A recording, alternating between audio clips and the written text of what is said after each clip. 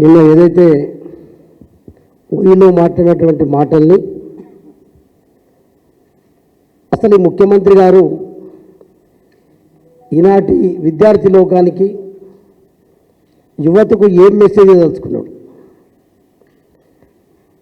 అంటే మాట్లాడిన మాటల్ని బట్టి చూస్తే కనీసం ఎక్కడ నువ్వు ఏ మీటింగ్లోకి వెళ్ళినావు ఏం మాట్లాడితే బాగుంటుందనేటువంటి విషయాన్ని మర్చిపోయి ఒక రాక్షసత్వాన్ని ఈనాటి యువతకు విద్యార్థి లోకానికి కూడా ఆ రకంగా తయారు చేసేటువంటి ప్రవర్తనను రేవంత్ రెడ్డి గారి ప్రవర్తనను ఖండిస్తున్నాం.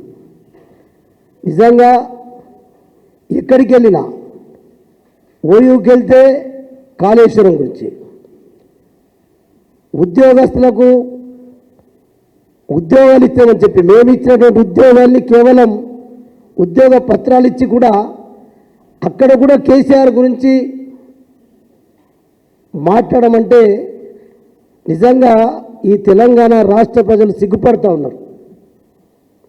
ఎందుకంటే ఇంత నీచమైనటువంటి ముఖ్యమంత్రిని నీచమైనటువంటి మాట్లాడడం వల్ల రాష్ట్రం యొక్క పరువు ప్రతిష్ట దెబ్బతింటుందని కూడా చెప్పి చాలా మేధావి వర్గం కావచ్చు, విద్యార్థి లోకం కావచ్చు, యావత్ తెలంగాణ సమాజం కూడా సిగ్గుతో తలవంచుకుంటున్నారు.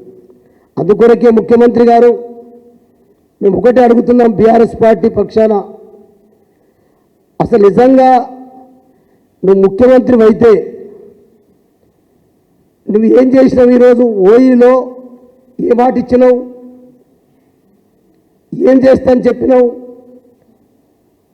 మరి ఇలా సంవత్సరానికి 1,00,000 ఉద్యోగాలు ఇస్తామని చెప్పినావు. ఆఖరికి కేసీఆర్ గారి హయాంలో కట్టినటువంటి భవనాలకే నువ్వు రిబ్బన్లు కట్టేస్తున్నావు తప్ప అసలు నువ్వు ఓయూలో ఏమైనా ఇప్పటి వరకు ఒక నయా పైసా శాంక్షన్ చేసినట్టు దాఖలాలు ఉన్నాయా?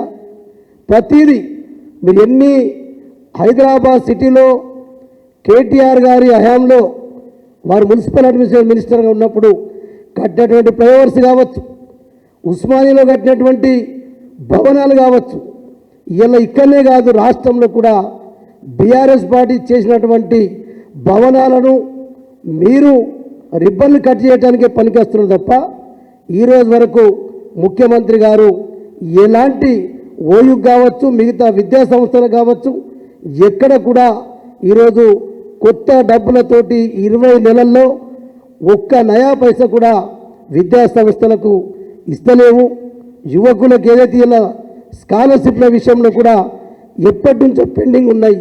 ఈరోజు వరకు కూడా కనీసం ఆ స్కాలర్షిప్ల విషయంలో కావచ్చు, ఓవర్సీస్ అయితే ఎస్సీ ఎస్టీ బీసీ మైనార్టీ విద్యార్థులకు కూడా ఓవర్సీస్ స్కాలర్షిప్ లేక పాపం అక్కడ వాళ్ళు పూర్తి చేసుకొని కూడా మరి విదేశాల నుంచి రావాలంటే కూడా సర్టిఫికెట్లు దొరికినటువంటి పరిస్థితి ఉంది.